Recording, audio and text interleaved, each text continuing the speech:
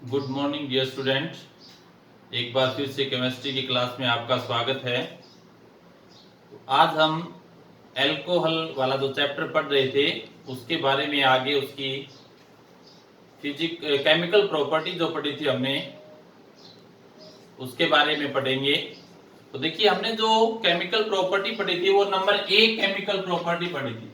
पहली क्या हमने पहला पढ़ा था ROH, आबंध का जो विखंडन हमने सीखा था वो कहां से सीखा था? O और H के बीच में से सीखा था। तो वहां हमने दो तीन प्रकार की जो उसके केमिकल प्रॉपर्टीज थी ना वो की थी हमने कि O और H का जो विखंडन है वो कैसे, जैसे धातुओं द्वारा हुआ था या धातुओं के हैलाइड द्वारा हुआ था। तो इस प्रकार से हमने वहां से O और H के बीच में आबंध का विखंडन सीखा था। उसी अभिक्रिया में आगे है एस्टरीकरण। क्या है? एस्टरीकरण। अब एस्टरीकरण का मतलब होता है क्या कि एस्टर का निर्माण। क्या होगा? अब एस्टर का निर्माण होगा। अब एस्टर का जो निर्माण है वो कैसे किया जाएगा? एस्टर का जो निर्माण है वो एल्कोहल की अभिक्रिया हम किसके साथ करेंगे? वो हम करेंगे कार्बोक्सिलिक अम्लों के साथ। किसके साथ करेंगे? कार्बोक्सिलिक अम्लों के साथ या उनके व्युत्पन्न के साथ। तो कार्बोक्सिलिक अम्ल या उसके व्युत्पन्न के साथ जब एल्कोहल की अभिक्रिया की जाएगी तो किसका निर्माण होगा? एस्टर का। और उस अभिक्रिया को क्या कहते हैं? एस्टरीकरण कहते हैं। अब इसमें देखिए क्या है कि कार्बोक्सिलिक अम्ल क्या होगा? COOH। क्या हो जाएगा? COOH। तो यहां से अब हम देखिए कि एल्कोहल की कार्बोक्सिलिक अम्ल या उसके व्युत्पन्नों के साथ अभिक्रिया करेंगे।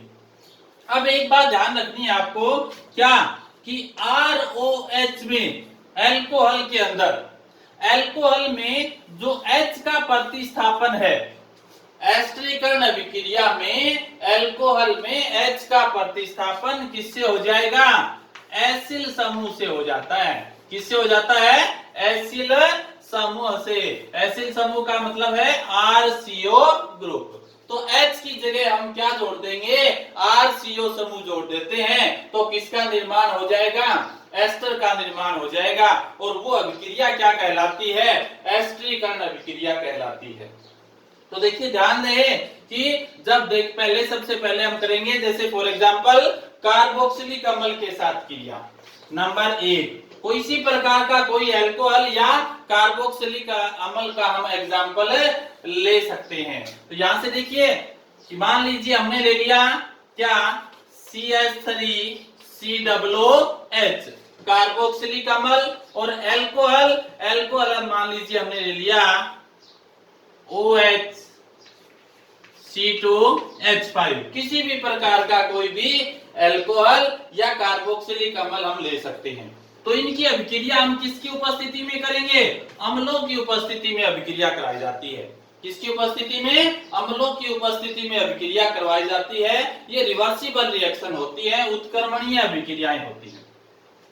ठीक है। तो यहां से देखिए हमने क्या बताया है कि एक बात आपको विशेष ध्यान रखनी है। इसमें क्या याद ध्यान रखनी है कि कार्बोक्सिलिक जो अम्ल है उसमें से तो क्या होगा? OH का निष्कासन होगा। और जो अम्ल है एल्कोहल जो है उसमें से क्या होगा? H का निष्कासन होगा। तो कार्बोक्सिलिक अम्लों में से OH और एल्कोहल में से H का निष्कासन होकर यहाँ किसका? H2O का निष्कासन हो जाता है। किसका निष्कासन होगा? H2O का। तो यहां से देखिए यहां से OH और इधर से क्या हो जाएगा? H। तो CH3CO यहां क्या रह जाता है? C2H5। अब देखिए कि ये जो एल्कोहल था C2H5OH, इसमें H का प्रतिस्थापन C2H5O H का प्रतिस्थापन किससे हो गया? CH3CO से, मतलब एसिल समूह से हो गया। तो इस प्रकार की जो अभिक्रियाएं हैं वो क्या कहलाती हैं? भी एस्टरीकरण अभिक्रिया कहलाती हैं। ये किसका निर्माण हो गया? एस्टर का। और किसका निष्कासन हो गया? जल का निष्कासन हो गया। तो ये एस्टर कौन सा बन गया? एथिल एथानोएट। क्या हो जाएगा, एथिल एथानोएट, एस्टर का निर्माण, एथिल एथानोएट। अब तो ये तो थी किसके साथ है, कार्बोक्सिलिक अम्लों के साथ। तो ये जो बात थी ना कि कार्बोक्सिलिक अम्लों में से OH और अल्कोहल में से H, पहले जो हम बात करते थे इन अभिक्रियाओं की, जो एस्टरीकरण करवाते थे, तो उनमें क्या होता था कि सबसे पहले ये बात बताई गई थी क्या कि अल्कोहल और कार्बोक्सिलिक अम्लों की अगर अभिक्रिया की जाए तो अल्कोहल में से OH हटता है और कार्बोक्सिलिक अम्ल में से H हटता है। सबसे पहले इसके बारे में बताया था कि तब जल का निष्कासन होगा, परंतु बाद में आइसोटोपिक ऑक्सीजन, जो ऑक्सीजन है कौन सा, ऑक्सीजन 18 आइसोटोपिक ऑक्सीजन, उसके उपयोग द्वारा बाद में ये बताया गया क्या कि अम्लों में से तो OH निकलेगा और अल्कोहल में से क्या है, H का निष्कासन होगा, तब H2O होगा। तो यहां से अब हम अभिक्रिया जब करेंगे तो वो करेंगे कि अम्लों में से OH का निष्कासन और अल्कोहल में से H का निष्कासन करने के बाद किसका निर्माण करेंगे, एस्टर का निर्माण करेंगे। तो ये तो हो गया कौन सा, कार्बोक्सिलिक अम्लों के साथ। अब उनके व्युत्पन्नों के साथ अभिक्रिया करेंगे।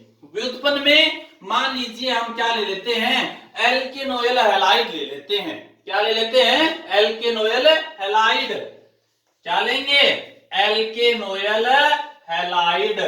एल्केनोइल हैलाइड, उसमें क्या होगा कि जो कार्बोक्सिलिक अम्ल होते हैं उसमें क्या होगा, OH का जो प्रतिस्थापन है वो हैलोजन से हो जाता है, तो वो क्या बन जाएंगे, एल्केनोइल हैलाइड बन जाएंगे। जैसे हमने एग्जांपल क्या लिख दिया, CH3COCl, ठीक है, एल्केनोइल हैलाइड हो गए। नाम क्या हो जाएगा, नाम हो जाएगा एथेनोइल क्लोराइड। एल्केनोइल है, 2 कार्बन है तो एथेन से, एथेनोइल क्लोराइड। इसकी रिएक्शन हम किसके साथ करेंगे, किसके साथ करेंगे, अल्कोहल के साथ। किसी भी प्रकार का कोई अल्कोहल ले सकते हो, जैसे यही ले लिया हमने C2H5Cl, वही अम्लों की उपस्थिति में अभिक्रिया। तो देखिए अब अल्कोहल में से किसका निष्कासन होना है, H का, यहां से किसका हो जाएगा, Cl का, CH3COO2H5, यही एस्टर का निर्माण हो जाएगा। क्या हो जाएगा, CH3COO2H5 प्लस यहाँ क्या बनेगा, HCl बनेगा। तो इस प्रकार देखिए ये है कार्बोक्सिलिक अम्लों के व्युत्पन्न, कौन से, एथेनोइल क्लोराइड।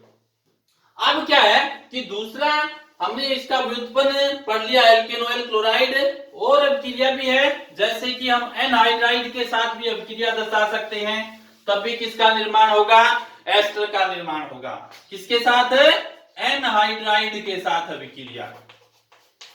क्या होता है, एनहाइड्राइड के साथ अभिक्रिया। एनहाइड्राइड क्या होते हैं, एनहाइड्राइड होते हैं RCO2O। इनका जो स्ट्रक्चर बनाया जाता है ना वो इस प्रकार से बनता है, देखिए CH3CO, CH3CO और इधर क्या जुड़ जाएगा, ऑक्सीजन। अब इनकी अभिक्रिया हम किसके साथ करेंगे, अल्कोहल के साथ करते हैं। ये अल्कोहल ले लिया हमने, वही अम्लों की उपस्थिति में। हमने क्या बताया है कि अल्कोहल में से H का जो प्रतिस्थापन है ना वो किससे हो जाएगा, वो प्रतिस्थापन हो जाएगा एसिल समूह से, CH3CO समूह से। तो ये H का जो प्रतिस्थापन है ये किससे हो जाएगा, CH3CO से। तो यहां हम लिख देंगे क्या, CH3CO, इधर क्या हो जाएगा, OC2H5, वही किसका निर्माण हो गया,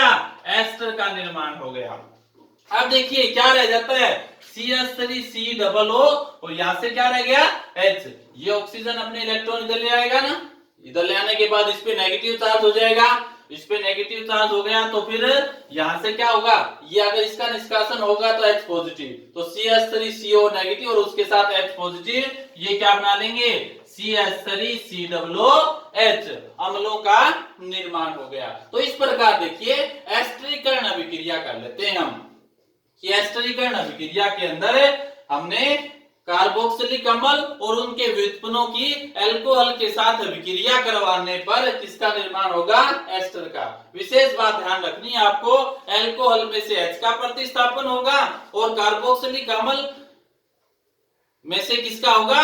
OH के प्रतिस्थापन द्वारा किसका निष्कासन होगा? जल के अणुओं का निष्कासन हो जाएगा। तो ये तो था पहला रासायनिक गुणधर्म किसका? अल्कोहल का। अब करते हैं नंबर 2, दूसरा अल्कोहल का रासायनिक गुणधर्म, वो क्या होगा? नंबर 2 में ROH। अब इसमें से क्या होगा?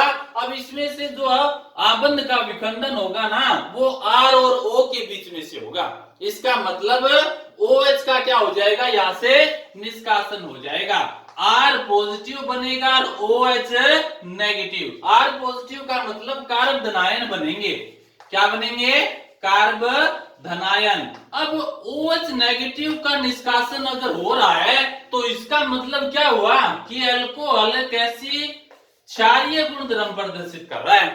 कैसा गुणधर्म प्रदर्शित कर रहा है? क्षारीय।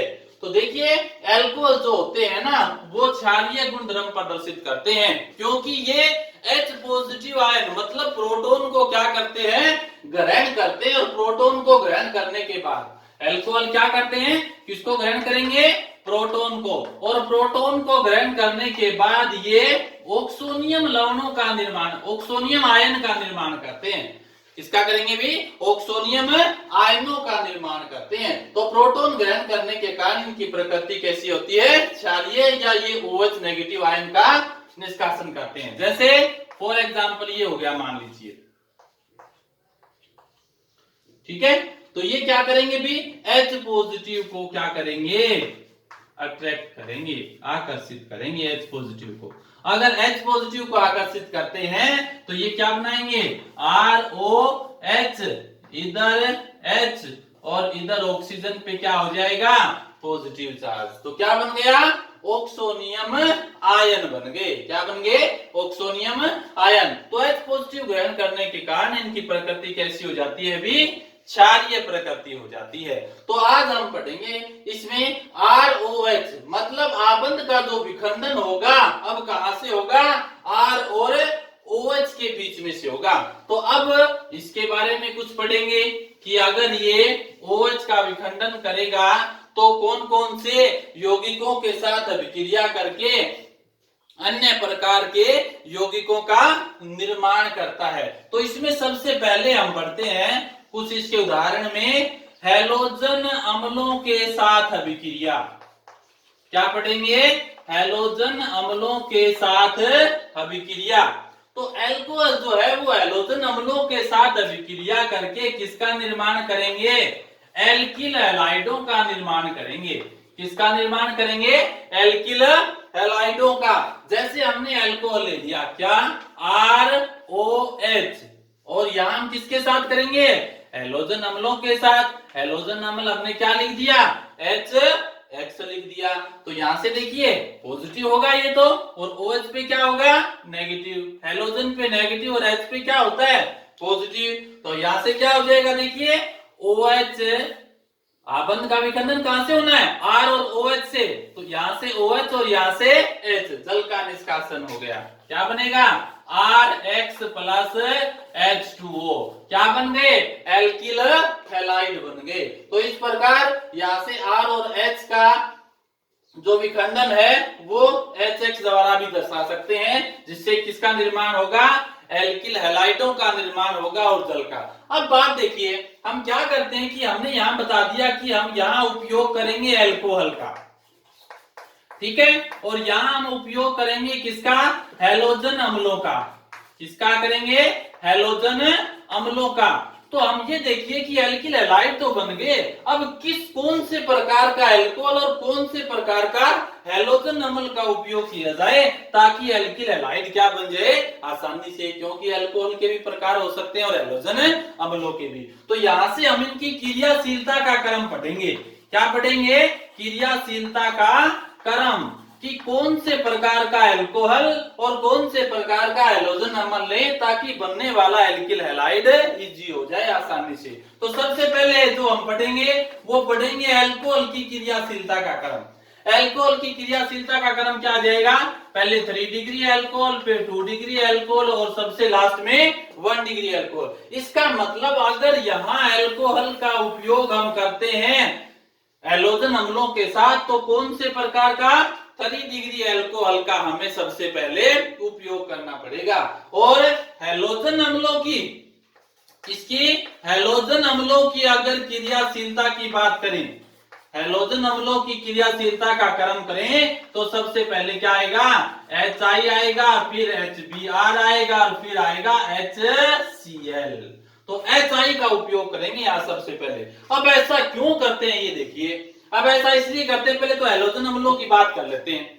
हैलोजन अम्लों में हम जो हैलोजन ग्रुप है उसमें देखें तो ऊपर से नीचे आने पर आकार बढ़ता है और आकार बढ़ने पर इनके बीच का जो बॉन्ड लेंथ है वो भी क्या हो जाती है? इंक्रीज हो जाती है। तो H और I की जो बॉन्ड लेंथ है, आपन लंबाई है, वो सबसे ज्यादा होगी, जिसके कारण इसको तोड़ना इजी हो जाएगा। तो हमें तो क्या करना है? इनको तोड़ना ही है। जैसे आबंध का विखंडन यहां से करना है तो जितना बड़ा बॉन्ड होगा उतनी आसानी से टूट जाएगा। तो यहां से H और I का जो आबंध का विखंडन होगा वो बड़ी आसानी से हो जाता है। ये तो बात थी किसकी? हैलोजन अम्लों की। अब हम बात करते हैं कि एल्कोहल में ऐसा क्या है कि 3 डिग्री एल्कोहल आसानी से एल्किल हैलाइडों का निर्माण करेगा। अब 3 डिग्री में देखिए कैसे, हम तीनों के एग्जाम्पल लिखते हैं। ये हो गया 3 डिग्री एल्कोहल, ये हो गया 2 डिग्री एल्कोहल और ये हो गया 1 डिग्री एल्कोहल। अब हमें आबंध का जो विखंडन करना है वो कहां से करना है? यहां से करना है। इसमें हमें यहां से करना है और यहां आबंध का विखंडन यहां से करना है। तो देखिए ये आबंध का विखंडन ऑक्सीजन कब होगा? ऑक्सीजन तब कि जब कार्बन पर उपस्थित क्या होगा? इलेक्ट्रॉन का घनत्व अधिक होगा। अगर कार्बन पर उपस्थित इलेक्ट्रॉन का घनत्व अधिक होगा तो ऑक्सीजन अपने इलेक्ट्रॉन आसानी से इधर लेकर OH आयन का निष्कासन आसानी से कर देता है। 3 डिग्री में अगर हम देखें ना तो 3 डिग्री में इस कार्बन के साथ जुड़े हुए 3 एल्किल समूह हैं जो कि क्या करते हैं? प्लस आई प्रभाव द्वारा इलेक्ट्रॉन के घनत्व को क्या कर देते हैं? अधिक कर देते हैं। और इलेक्ट्रॉन का घनत्व अगर अधिक हो जाएगा तो OH का निष्कासन क्या हो जाए? आसानी से हो जाएगा। अब इसमें तो 3 प्लस आई प्रभाव है और इसमें कितने हैं? इसमें 2 प्लस आई प्रभाव है। इसका मतलब 3 डिग्री के कंपैरिजन में 2 डिग्री के अंदर इलेक्ट्रॉन घनत्व या प्लस आई प्रभाव कम है। और इसके अंदर क्या है? इसके अंदर तो एक ही एल्किल समूह है। तो इसका मतलब ये हुआ कि 1 डिग्री के अंदर OH का निष्कासन मुश्किल से होगा, 2 डिग्री में उससे आसान होगा और 3 डिग्री में OH का निष्कासन बड़ी आसानी से होगा। इसलिए इस एल्कोहल की जगह हम 3 डिग्री एल्कोहल का उपयोग करेंगे और हैलोजन अम्लों की जगह हम किसका उपयोग करेंगे? HI का उपयोग करते हैं। तो ये था किसकी? HX के साथ अभिक्रिया। अब HX के साथ अभिक्रिया के बाद अब हम दूसरा इसका एग्जाम्पल करते हैं, नंबर 2।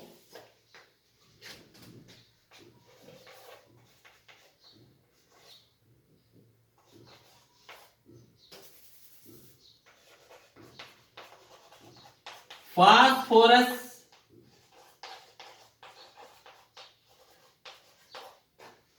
हैलाइड से क्रिया। किससे करेंगे? फास्फोरस हैलाइड से क्रिया। अब एल्कोहल की क्रिया हम करेंगे फास्फोरस हैलाइड। और फास्फोरस जो हैलाइड है वो हम यहाँ 2 प्रकार से लेंगे। एक हमने ले लिया जैसे PCl3, दूसरा हमने ले लिया PCl5। फास्फोरस ट्राइक्लोराइड और फास्फोरस पेंटाक्लोराइड के साथ इनकी अभिक्रिया हम दर्शाएंगे। ब्रोमाइड भी ले सकते हैं, क्लोराइड का भी उपयोग आप कर सकते हो। तो यहाँ सबसे पहले हम फास्फोरस हैलाइड में किसके साथ है? PCl3 और PCl5 के साथ एल्कोहल की क्रिया दर्शाएंगे। तो सबसे पहले हम करते हैं किसके साथ है? PCl3 से क्रिया। अगर PCl3 से क्रिया करेंगे ना तो एल्कोहल PCl3 से क्रिया करके किसका निर्माण, एल्किल हैलाइडों का और फास्फोरस अम्लों का उपयोग कर निर्माण करता है। किसका उपयोग करेगा, फास्फोरस अम्ल, ये करेगा फास्फोरस अम्ल का निर्माण, H3PO3 का निर्माण करेगा। कैसे, देखिए अब ये ध्यान रहे PCl3 है, थोड़ा सा विशेष बात आता हूं, PCl3 है तो इसमें 3 है तो हमें एल्कोहल के जो अणु लेने पड़ेंगे ना, वो एल्कोहल के अणुओं का हम 3 अणुओं का उपयोग करेंगे। ये ध्यान रहे आपको, PCl3 से क्रिया करते हैं तो एल्कोहल के कितने अणुओं का उपयोग करेंगे, 3। अब इसकी किसके साथ अभिक्रिया करवा देते हैं, इसकी अभिक्रिया करवा देंगे हम PCl3 से। PCl3 से अभिक्रिया कराएंगे तो देखिए आबंध का विखंडन कहां से होना है, R और H से। अब आबंध का विखंडन होना है यहां से, तो इधर से क्या हो जाएगा, P फास्फोरस आ जाएगा। तो देखिए H3PO3 क्या बन गया, H3PO3 प्लस R, 3R और 3Cl हो गया। क्या हो गया, RCl। तो ध्यान रहे PCl3 से क्रिया करेंगे तो एल्कोहल के कितने अणुओं का उपयोग करेंगे, 3 अणुओं का हम उपयोग करेंगे, तब बन जाएगा एल्किल हैलाइड और H3PO3। अब ये तो था H3PO3 के साथ, अब कौन सा रह गया, H3। अब हम PCl5 से करेंगे, PCl3 से कर लिया, अब क्या करेंगे, PCl5 से क्रिया करेंगे, एल्किल हैलाइड तो बनेंगे ही बनेंगे। अब यहां से क्या है, POCl3 और बनेगा, क्या बनेगा, POCl3। POCl3 क्या है, POCl3 है फास्फोरस ऑक्सीक्लोराइड। क्या बनेगा, फास्फोरस ऑक्सीक्लोराइड। देखिए रटने की जरूरत नहीं है, कैसे बनाएंगे वो देखिए किस प्रकार से। अब हम एल्कोहल, ये एल्कोहल हो गया, इसका रिएक्शन हम किसके साथ दिखाएंगे, फास्फोरस पेंटाक्लोराइड से, PCl5 से। हमने इसको ऐसे लिख दिया PCl5, ये हो गया PCl5। अब इसकी रिएक्शन दिखाएंगे अब इस प्रकार से। देखिए आबंध का विखंडन कहां से होना है, R और OH से होना है। अब यहां से आबंध का विखंडन हो गया। अब ये देखिए अब इस प्रकार से, अब यहां से विखंडन हो गया तो क्या बना, RCl, HCl प्लस PO और Cl3, POCl3 फास्फोरस ऑक्सीक्लोराइड। तो इस प्रकार हमने फास्फोरस हैलाइडों के साथ इसकी रिएक्शन कर दी। क्या, RCl, HCl और POCl3 बनेगा अगर PCl5 से करेंगे तो, और अगर PCl3 से करते हैं तो H3PO3 का निर्माण होगा।